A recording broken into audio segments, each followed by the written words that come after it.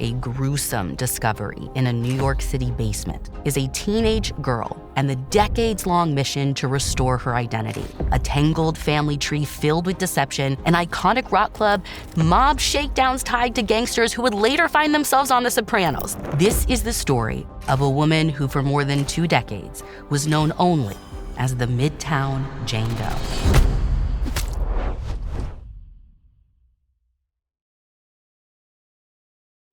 It's Monday afternoon, February 10th, 2003, and construction workers are clearing debris from a basement of a rundown 5-story building on West 46th Street in Midtown Manhattan, a neighborhood known as Hell's Kitchen. Now, this place is in pretty bad shape, and the only reason the workers are even down there is because the restaurant next door arranged to rent part of the basement just for storage. So they're doing their thing when one of them notices something weird in the corner behind this old boiler. It's this big rectangular concrete slab, like 6 feet wide, 5 feet long, and taller than your standard cinder block. And it looks just all kinds of wrong. Like, it definitely doesn't belong here. And in a place like New York, where lifers have seen it all, that is saying something.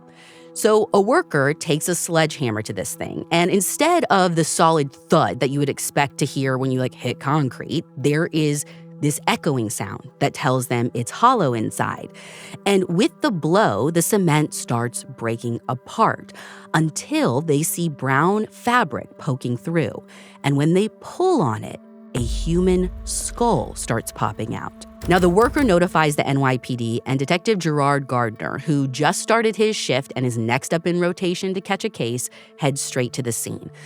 Now, he knows right away that this is not going to be a routine investigation. New York City has more than its fair share of homicides, don't get me wrong, but cases involving skeletal remains are rare here. So he calls in the city medical examiner's forensic anthropologist, and when they dig through that concrete to the dirt below, they find a skeleton, curled up in the fetal position, all wrapped up in a rust-colored carpet. This was literally a concrete coffin. And more like a tomb. I mean, there's no bottom to it per se. Whoever did this might have put the body down or maybe even dug into the floor a little bit. And then what they did was they poured cement right over the top, almost as if they were building some kind of foundation. Now, at first glance, investigators don't see any obvious signs of trauma on this skeleton, but they have no doubt that this is a homicide. Well, yeah, someone encased in concrete kind of speaks for itself. Yes, but theoretically, they could have died from something nonviolent, like an overdose, and then whoever was there panicked and covered it up, whatever.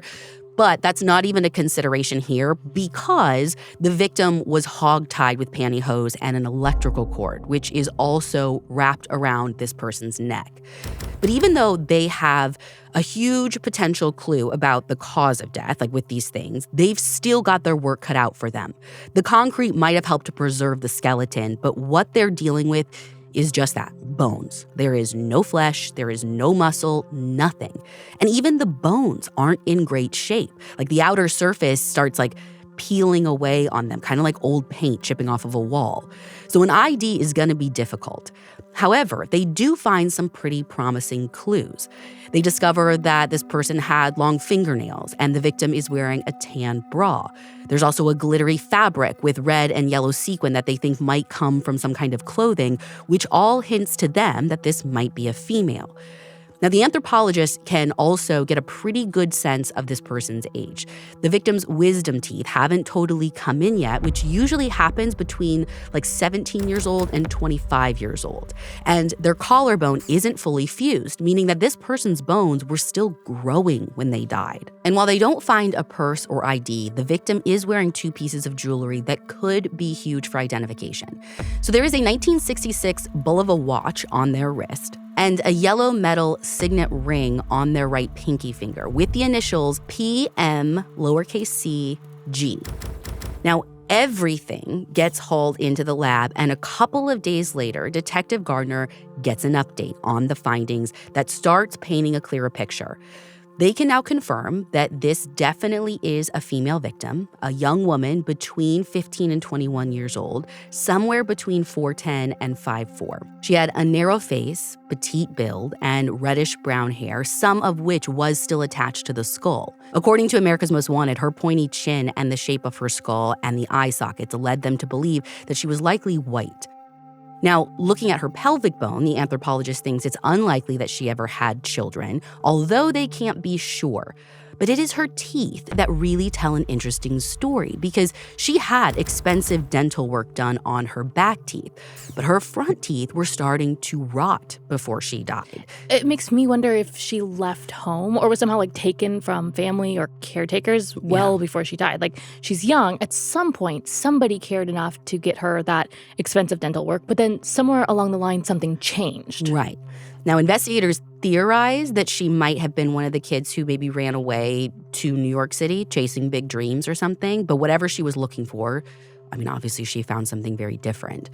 And that idea isn't totally out of left field. So the detective who's working the case now, Ryan Glas, he told our reporter Nina that this part of Hell's Kitchen specifically, including this very building, which is 301 West 46th Street, was known for drugs and sex work. It's right by the Port Authority bus terminal, which is often the first stop for young people coming into the city. But that also makes it a magnet for predators looking for vulnerable teens. Cops even nicknamed the area the Minnesota Strip because so many of the girls being trafficked there were runaways from the Midwest. And the basement that she was buried in has its own interesting history. So it was home to a speakeasy in Prohibition, then a rock club in the 60s. Okay, but at least with this watch being from 66, we know that this body's at least from the 60s. Oh yeah, it's definitely not that old. Okay. But they can tell that she has been there for a while. So her skeleton is mostly intact, but some bones were missing, smaller ones from her hands, feet, stuff that could have maybe been carried off by rats. And speaking of rats, when lab techs process the scene, they find this whole little ecosystem that developed around her remains, maggot casings, rodent bones, a nest. And there were also animal and human hairs in the carpet that she was wrapped in.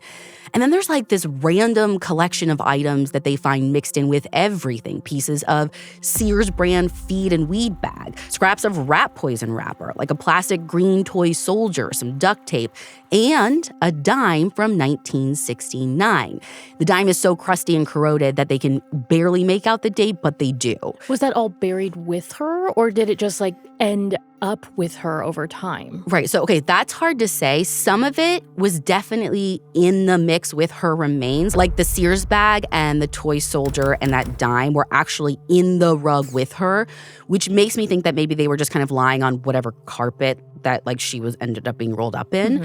Or, it's also possible that she had those things on her, who knows? But the other stuff, the rat poison wrapper, probably that stuff came, it was more in the concrete. It's really kind of a show down there. But all of this stuff still helps create kind of a rudimentary timeline. Those little green army men, they became huge in the 50s when everyone got freaked out about lead poisoning from the metal ones. But then the dime tells us that she couldn't have been killed before 1969. Then the rat poison wrapper, that brand didn't even exist until the late 70s. So taking everything into consideration, they think she was killed sometime in the 70s, maybe the 80s, but they're leaning more toward the 80s given the history of crime in that stretch of the city. Now, even after the medical examiner, whose name is actually Dr. Happy, even after Dr. Happy checks everything out, he can't find any injuries that definitively show how this person died. But given the electrical cord around her neck, Dr. Happy is thinking that it was probably strangulation. And while they don't know for sure if she was sexually assaulted, nothing seems to point to that, actually. Her bra was still properly in place, not pulled down or messed with. And they also find scraps of dark fabric near her hips and legs that might be from pants or shorts, along with some buttons. So right now, they have no name, no suspects, and no motive, and they're 2 decades behind. All they can do for now is try to build a profile of what kind of person could have done this. Police believe the killer had to be someone who knew that building inside and out, probably a regular in the neighborhood. They would have needed to know their way around concrete as well, and that particular basement. And there's actually a few ways to access this basement from inside the building, plus a steel trap door that opens to a neighborhood parking lot. But they don't think that this was just some random person who wandered in. I mean, think about how much time it would take to construct something like this tomb, as we're calling it. This is a place that her killer felt comfortable in. Well, and it's not just about burying her, right? Like, unless this basement already had concrete stored in it, they'd have to haul that down there, making multiple trips in and out, like make the concrete. Yet, Detective Glas estimates that they would have needed at least 50 bags of concrete to basically make this thing that she's encased in. And what was this building in the 80s? So it's a little hard to tell at first, but it might have just been a regular basement back then. Like, TBD, we'll kind of get there. But this building in general, like, investigators at the time quickly realized that it was never a kind of place where people would stay long. Like, by the time they're canvassing in 2003, the place is practically empty. There aren't any long-term residents. Even the superintendent is fairly new. And the first floor is just an adult video store, and some of the upper floors are completely blocked off. And they do end up finding one guy who worked in the area back in the 80s, but he can't tell them anything useful about the space. So with no witnesses to work with, Detective Gardner shifts focus to the physical evidence, starting with that Bulova watch. He's hoping that the serial number might lead them to whoever bought it. But according to New York Post reporter Al Guart, that is a total dead end. It turns out that Bulova just randomly assigns serial numbers for insurance. Like, they don't actually track the purchases at all. So they move on to what they think is actually their best chance at identifying her, that ring. So Gardner teams up with the FBI and starts searching nationwide for missing persons with PMcG in their initials.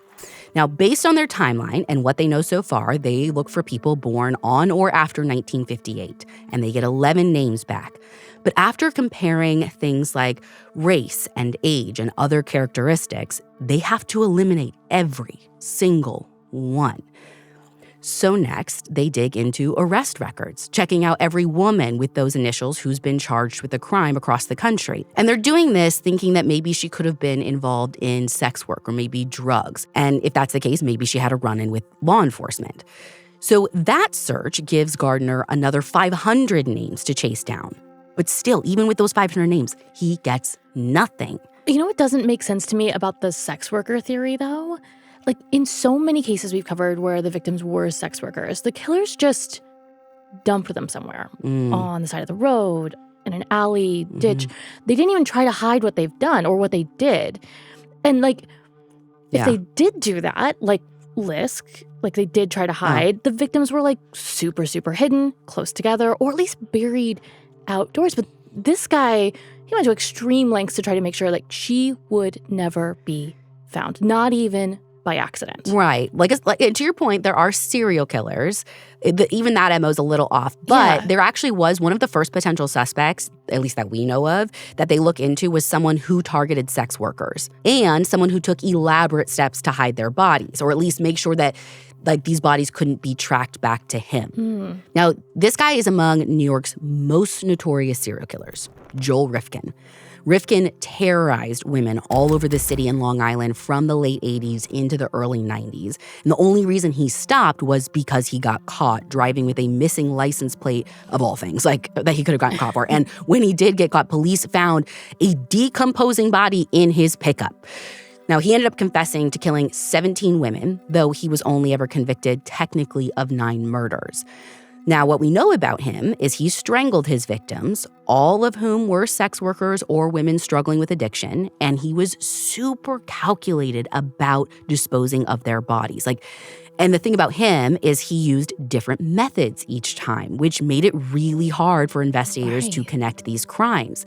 And get this, according to biography.com, with his second victim, he actually put her dismembered head, arms, and legs into buckets and then filled those buckets with concrete and dumped them into the East River and a Brooklyn canal. Now, only catch is that Rifkin was known for leaving bodies outside, in water, in woods, near highways. Sometimes he put them in oil drums, but as far as we know, he never stashed anyone away indoors. And I'm not exactly sure how or if they ruled him out back then. I know Detective Glas interviewed him years later after he inherited the case. But in 2003, even though they're interested in him, they don't seem to really focus on him. Gardner tells Al Gwart that there's time, Rifkin isn't going anywhere, like he's serving over 200 years in prison. Yeah, but anything could happen. Like, what if he dies? I guess, in my opinion, why wait? Well, at the time, I think they were wanting to know more about their victim, who the press is calling Midtown Jane Doe. I think they want to figure that part out before going to him. And we've talked about this before, right? Like, you try and get, like, all your ducks in a row so you know when someone's lying, you have all the facts. Mm-hmm. Like, they might get only one shot at those interviews, and without solid information about who she is, they would be at a huge disadvantage. I mean, truthfully, they still don't even know when she was killed. But according to America's Most Wanted, they do catch a break with that when they send crime scene soil samples to the lab. Mixed in with some dirt, they find a torn up clothing label. And after techs clean it up and look at it under a microscope, they can see seals showing that it was made by the International Ladies Garment Workers Union. So Detective Gardner reaches out to them hoping that they can date this label. And when he gives them the numbers and the letters and all the things on the seal, they tell him that it could not have been made before December of 1987. So late 80s or even the early 90s. And that's making sense to investigators. I mean, at the time, 80s, 90s, New York was in the grip of a drug epidemic that was driving violence to levels that they'd never seen before. We're talking 1,900 plus homicides a year. Except, it's feeling great, except that timeline might not be accurate. It takes a while, but they eventually end up learning that the estimate was wrong.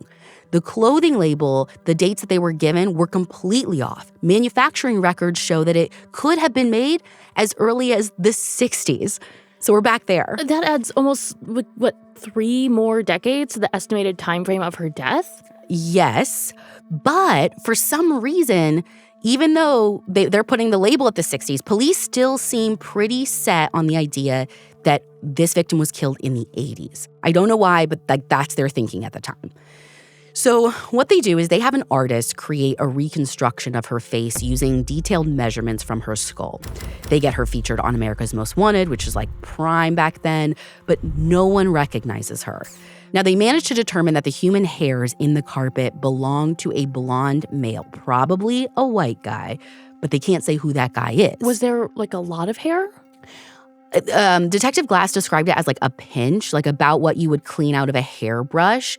But they don't know, if it's the killer's or if it was just mixed up with everything else. It's not going to be the nail in the coffin for someone, right? That's not going to be the clincher. So fast forward a little bit. Over the years, the ME's office checks Midtown Jane Doe against various missing people. And at least one possibility does gain some traction. In August 2011, a woman named Maureen is online when she comes across the sketch of Midtown Jane Doe. And as she later tells Long Island Press reporter Jacqueline Gallucci, it stops her in her tracks because she thinks it looks just like her missing sister, Judy O'Donnell, who vanished in 1980 while pursuing her dreams of becoming an actress and a singer in New York City. And it's not just her looks that strike Maureen as similar. She knew that Judy had been living on the streets in Hell's Kitchen. She knew that she'd been arrested for sex work, which, remember, is the going theory about Midtown Jane Doe. Plus, they both had expensive dental work that just seemed to stop, their lives took a sharp turn. But what about the ring? Judy O'Donnell doesn't match the initials. Not hers, but those are Judy's grandmother's exact initials. And Maureen knows that Judy and their grandma were super close. And there's nobody in her family that remembers a ring like that, but Maureen thinks that it would be probable that Judy might have found it somewhere and kept it to honor their grandmother. Who knows? So that October, a forensic specialist compare Judy's dental records to Jane Doe's. But they can't say if it's a match, one way or another. And after being encased in concrete for God knows how long by this point, her bones are so degraded that getting a viable DNA profile is like trying to get blood from a stone. So all told, they submit 33 different samples for analysis, But it's not until 2015 that they're able to get any sort of profile from Midtown Jane Doe. And it's not until the following year that they can confirm that Jane Doe is not Judy O'Donnell. Which is shocking, a surprise, and disappointing, but at least they have DNA that they can work with now, right? Yes, it's great, and they are even able to put it into CODIS, but the sample is so small that scientists can basically only use it for direct comparison. But either way, you're right, it's progress, and in 2017, there is this renewed push to finally figure out who she is once and for all after a detective rediscovered the case while reviewing old unsolved files, and he decided it was time to take a closer look. So what they do now is they try to do isotope analysis, which basically looks at the chemical makeup of hair, teeth, bones, all of that to figure out where a person might have lived. And based on what they do, the results point pretty strongly to one region, the Midwest. The Minnesota Strip. Yes, it's got a name for a reason, right? But the Midwest doesn't narrow it down, right? It's not specifically Minnesota. When they checked missing persons reports, were they checking from the Midwest or just New York and the surrounding area? They were checking everywhere, all over across the country. So, obviously, the isotope test didn't really move things along. So when Detective Glas is assigned the case in 2022, he comes with totally fresh eyes. No preconceived notions about who she was or where she's from or how she got there. And what do you know? It gives him a different take.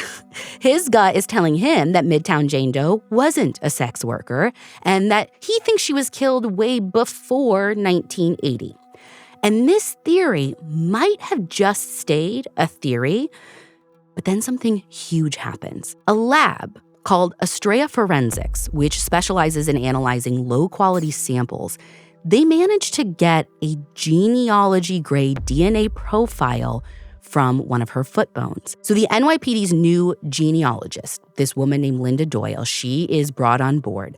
And when they upload the sample, they quickly get two crucial hits. They get a first cousin on her dad's side and a first cousin once removed on her mom's side. That kind of match right off the bat is unheard of almost. Yeah, really rare. Yeah. And thank God, though, right? They are long overdue for a break. Yes. And this is a big one because the paternal cousin's surname is McGlone.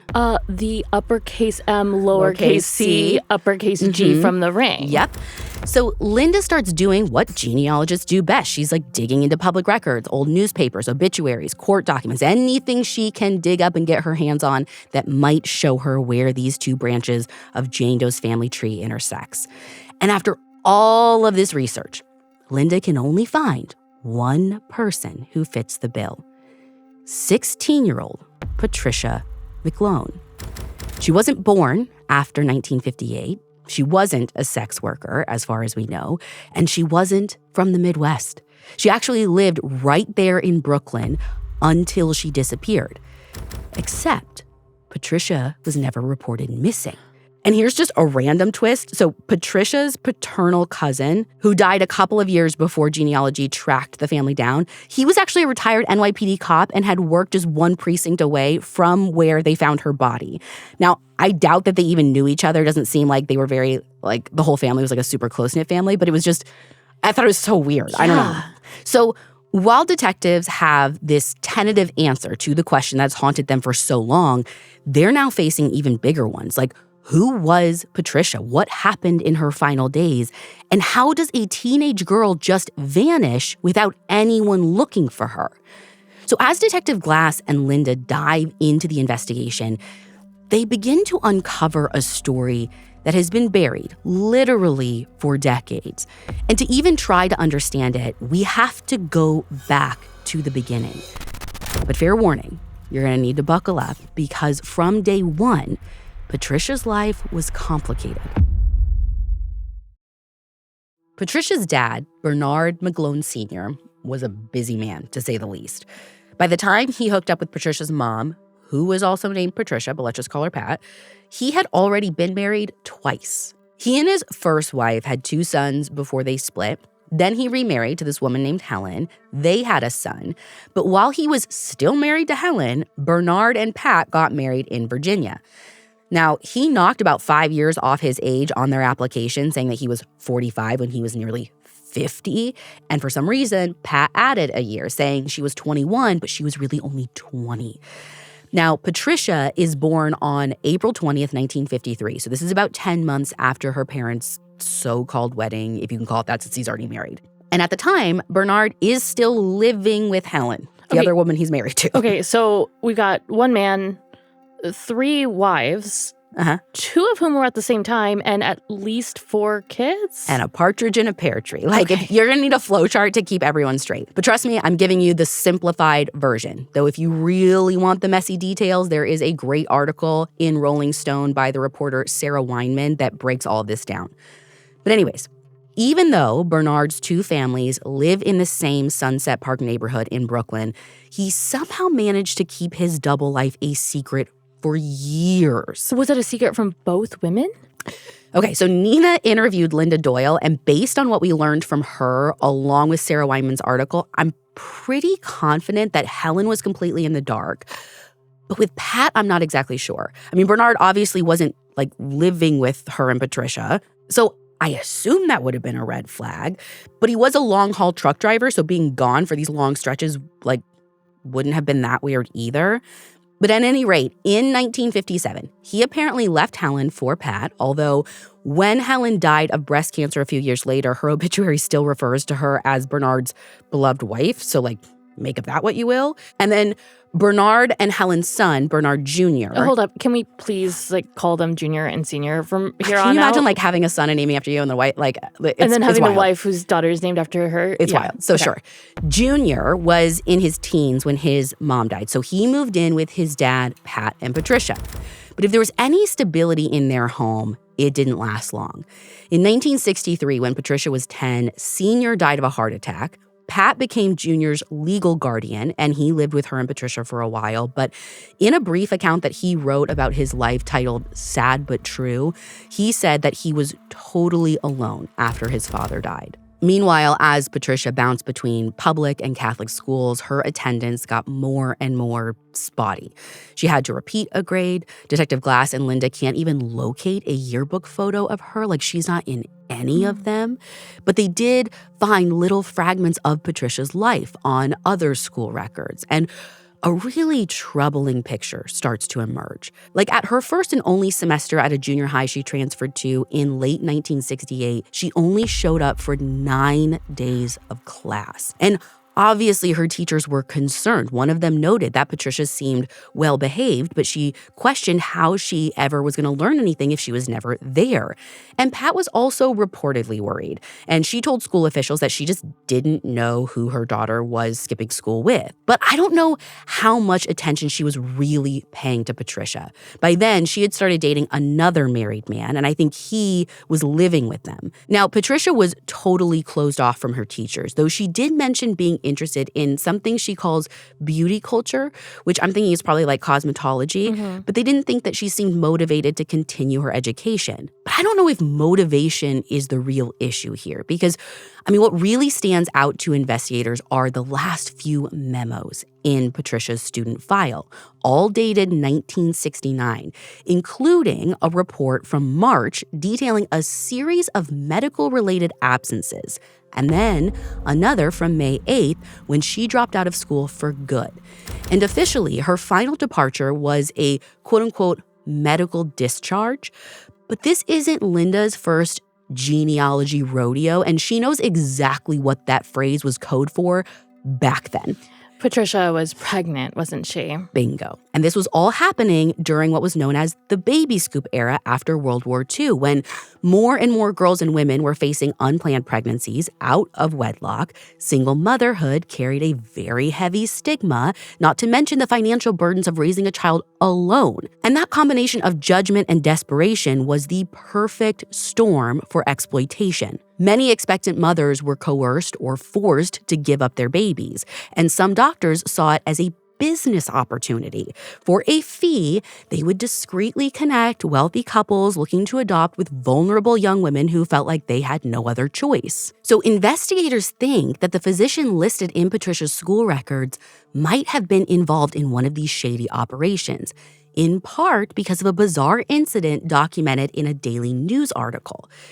So apparently, a gunman burst into this specific doctor's office on the Upper West Side one day at 9 p.m. while the place was still buzzing with patients and staff, and he robbed a patient of $500 cash. And night patients and cash is a major red flag. It's definitely raising eyebrows for Linda. Now, word was that this doctor also performed abortions, which to me could explain the late hours and the cash. But Linda doubts that anyone in Patricia's Catholic community would have sent her to a doctor for something like that. So it's also possible that Patricia had no plans to give up the baby that she might have had for adoption, because her school paperwork had another bombshell waiting for investigators.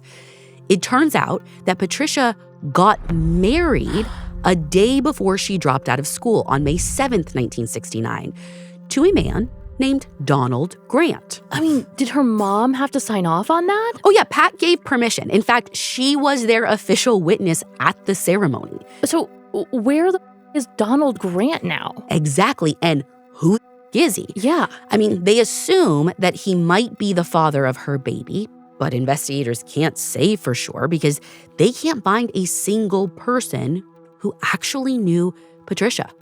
No friends, no neighbors. The few relatives that they're aware of have all passed away. So they don't have any details on how or when she met this Donald guy. All they can follow is this paper trail. So from the school records, they go and pull the marriage license. And it is basically just one giant red flag. For starters, Donald was 32 when he exchanged vows with 16-year-old Patricia. So Pat was the witness at her daughter's wedding to this grown-ass man. Yes. Cool. But the age gap isn't even the biggest holy thing about this marriage license, because guess what Donald put for his address? The building where Patricia was found. 301 West 46th Street. You got it. But what's so extra interesting is that Donald's name is only listed at that address for 1 year in the 1969 city directory. And Patricia isn't officially linked to that building at all. But it looks like their marriage license, that's where it got mailed to. So investigators think that she probably lived there at some point. And all of this fits perfectly with the new timeline police are forming. They now believe that Patricia was killed during the summer of 1969. Hold up.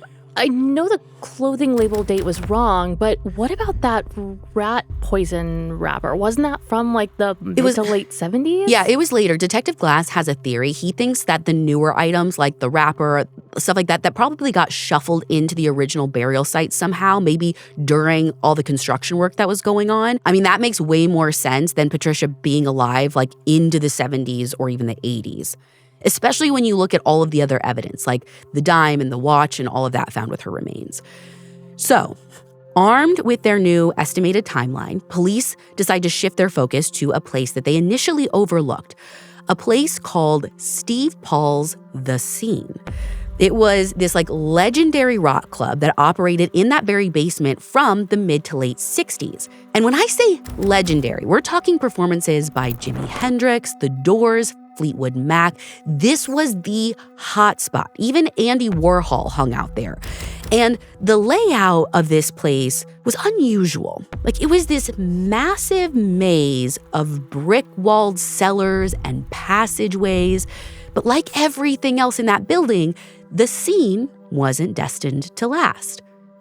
By the late 60s, Brooklyn mobsters were demanding protection money from the owner. And get this, one of those mobsters was Tony Sirico, who is best known as Paulie Walnuts from The Sopranos. Wait, are you saying the character Paulie Walnuts was based on him, or that the actor himself actually used to be a mobster? The actual guy used to be a mobster. But he's not a suspect. The cement Patricia was found in, for a minute, it sparked all these mafia rumors over the years, but police don't think there's anything to that.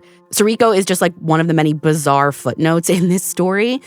But before he became an actor, he was a legit criminal known for shaking down nightclub owners, including Steve Paul. But Steve didn't want to deal with all the drama, so he shut the club down in maybe July or August of 1969. So suddenly, you've got this empty basement, no crowds, no music, no staff, the perfect opportunity for someone to bury a body in concrete without anyone noticing. Someone like Donald. And again, I ask, who is Donald? Well, all they know is that on the marriage license, he listed himself as a musician, which could mean anything from like selling out venues to like playing in a subway station for tips, like who knows? I mean, it's possible he even performed at the scene, right? But whatever the case may be, the fact that he never reported his wife, Patricia, missing, I think speaks volumes for investigators. They're convinced that Donald is the key to this whole mystery, just like you. But their luck has run out. Because as it would turn out, Donald Grant, or at least the Donald Grant that he claimed to be on the marriage license, doesn't exist. In their marriage license affidavit, Donald Grant said that he was born in Pittsburgh, Pennsylvania on February 27, 1937, to James Edward Grant and Carrie Elizabeth Johnson, who were also supposedly born in Pittsburgh. So with all those specific details, finding him should have been a breeze. But there is no Donald Grant with that exact background. No family matching that description in Pittsburgh. The guy police are looking for is a ghost. The only official record they can find of this very specific Donald Grant is the marriage license itself. And the only detail they can even verify from that is his address on West 46th Street, which remember, he only showed up in one time in 1969. And then poof, this guy vanished from the directory. And here's what's really interesting. According to Sarah Weinman's reporting, there was a Donald Grant who was born on February 28th, 1937, but he died when he was a baby, not in Pittsburgh, but in nearby Ohio. So this dude basically stole a dead baby's identity? That's what it looks like. Detective Glas is confident that stealing the identity or not, like, Donald is an alias. But Linda figures there has to be some kind of kernel of truth buried in his affidavit. So she tries every possible combination, rearranging names and dates, searching every which way she can think of. But no matter how hard she shuffles the pieces around, there is nothing but dead ends. It's like Patricia never even had a shot. Like, no one protected her. She was surrounded by liars. Yeah, I mean, and honestly, you can add her half-brother, Junior, to the liar list because police learned that he went on to use various aliases and he got caught up in identity theft and embezzlement. In his sad but true write-up, Junior blamed his crimes on his stepmom, Pat, and the married man that she dated after his dad died. Now, he didn't elaborate at all, except to say that they were both awful people, and those were the people raising Patricia, too, when you think about it. And I say all of that to say, it's Junior's fraud case that gives us the only documentation police can find that mentions Patricia's disappearance. So the company that Junior stole from sent investigators to interview Pat in June of 1970. And somehow, in the middle of answering questions about Junior, Patricia comes up, and Pat told them that Junior's sister was a quote-unquote addict who abandoned her 11-month-old baby. And according to Pat, Patricia just took off, moved away sometime in 1969, and no one has seen or heard from her since. Oh, wait, I think I'm confused about this timeline.